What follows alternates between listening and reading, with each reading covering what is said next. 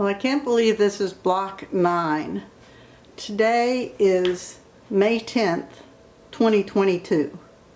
So you can see how far in advance I'm making these videos, because I think you'll be picking this block up in July of 2023. But here are your instructions. There's nothing new and fancy on this block. You're going to start by putting a D and an E triangle together, sewing them. Make sure you orient them right. Look at your picture on your directions to make sure you have them oriented right, and you'll sew them together. You will take a B 4-inch square. This is my B color, and you're going to cut two of those 4-inch squares, only 2 of them. You're going to cut them on one diagonal. So I'm going to go ahead and cut this one on one diagonal.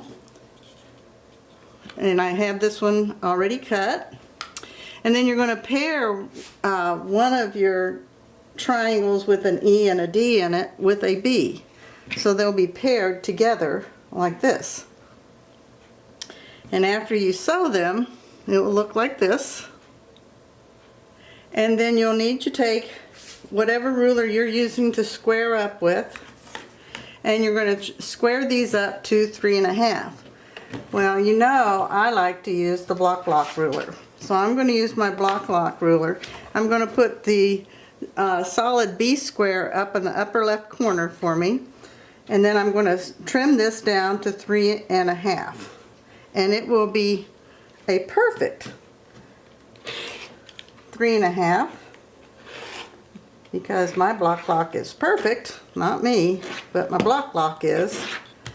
And then if you have to trim the other 2 sides, go ahead and trim it, and I'm just going to lop those off. So you're going to make 4 of these units. Take these out of the way. Then your next part 2, step 2, it says do the no waste method, and by this time you should recognize this as soon as you see it. Our no waste method of making 4 flying geese at one time.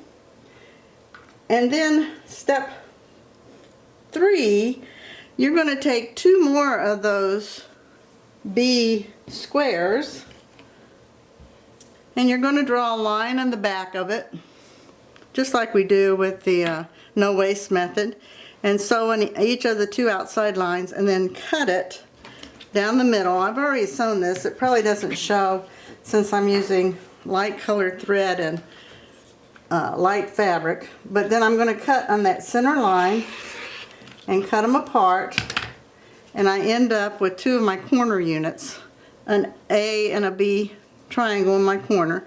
I'm going to press it towards the B. I hope that's what my directions say.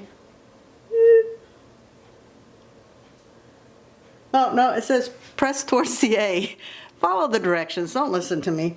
And once you do that, then you have a unit that will look like this. And these will need to be trimmed down just a little. They're just a hair oversized. They need to be 3.5. So I'm going to go ahead and use my block square and trim these down to 3.5. And these are the 4 corner units. So they'll look like that once they're trimmed down. And then you just put all your pieces together and make the block. And here we have all the pieces have been trimmed down to the correct size, and I've placed them in 3 rows. And just like the blocks you've done before this, you're going to construct row 1.